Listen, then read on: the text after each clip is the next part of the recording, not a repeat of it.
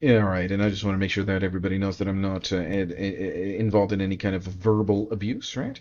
Any kind of verbal abuse. So the Clare Health Center would like to remind the public that abuse of its staff is not tolerated. Abuse of our staff and healthcare providers may result in the loss of your healthcare provider and being dismissed from the Clare Health Center clinic. For more information, please click here. And we did. And here it is.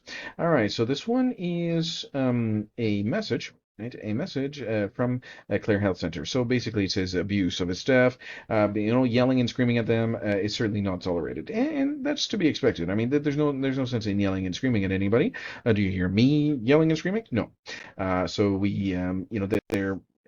It says here that 5 to 10% of interactions are abusive. Well, I wonder what the reason would be for that, but I'm not there. I don't know. But see, these they felt the need to make this kind of publication and all this stuff. So let's take a look at why I am not abusing anybody. I'm not doing any kind of verbal abuse or anything like that. So I'm very respectful in every communication that I've ever did, and there would be no ground to find any kind of abuse. All right. So stating verifiable facts and making reasoned argument is not verbal abuse. Disagreeing with someone or presenting uncomfortable truth does not equate to mistreatment. So I'm not mistreating anybody here, right? So nobody's going to argue that. Just because someone does not want to hear something does not mean it is abusive to say it.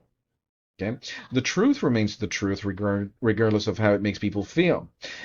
So if challenging criminal this is a criminal action, unethical. And it says unethical here, but I would strongly object to this. It's not. It's past the point of, the realm of, if it's ethical or unethical. It's past that. This is a criminal act, right? So if challenging unethical or criminal actions and policies is considered abusive, then any form of criticism, no matter how justified, could be silenced under the same logic. So just go to the prosecutor and say, oh, this guy's abusive. This crown prosecutor. Let's say, for example, the crown prosecutor. Hey, this guy's abusive, right?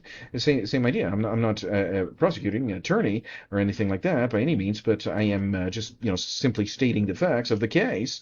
What case? Well, and you have to remember, every young boy or young girl that has died is one separate crime, right? That's really important to remember. It is a criminal action. I'm just detailing the facts of the crime. There's no abuse here. There's no abuse. All right. So abuse involves personal attacks, threats, or demeaning language, presenting documented facts, logical arguments, and moral reasoning does not fall into that category. Okay. Labeling factual criticism as abuse is a deflection tactic meant to shut down discussion and avoid accountability. Very good. Now, if someone is confident in their position, that they should be able to respond with counter arguments rather than resorting to accusation of verbal abuse. Okay, sorry. If I'll read this again. All right. So if someone is confident with their position, they should be able to respond with counter arguments rather than resorting to accusations of verbal abuse to silence opposition. Right. And the real abuse is the destruction of innocent life, and not the exposure of that reality through civil discourse. And that's all I'm doing is civil discourse. And there's no abuse. There's not any kind of yelling or screaming. There's not any kind of name calling. There's not any kind of slanderous libel or anything like that, which we'll discuss in another video.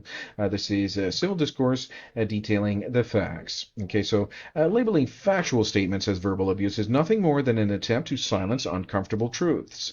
Abuse involves threats or personal attacks, neither of which are present here. This is a straightforward presentation of facts, and if those facts are too difficult to confront, that is not the fault of the one speaking them. If there is an error, let it be refuted with logic and evidence. But if no such refutation exists, then the real issue is not the delivering, it is the undeniable reality It is the undeniable reality being exposed, and that's absolutely true.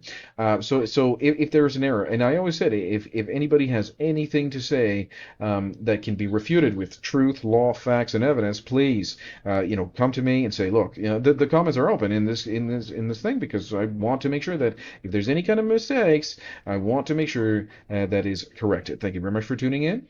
We are talking about the birth control, right? So the birth control will be abortifacient, and that means that it will not actually prevent the pregnancy from occurring, but rather it will kill the baby. The young boy or the young girl will be killed with these birth control pills. So the issue here is not that you're preventing the pregnancy from happening. You're not, right? These hormonal birth controls will actually kill the baby after it has already been conceived, and these are young boys and young girls being killed at the earliest stages of life. It is still a viable baby. It's a baby. It's a boy or a girl.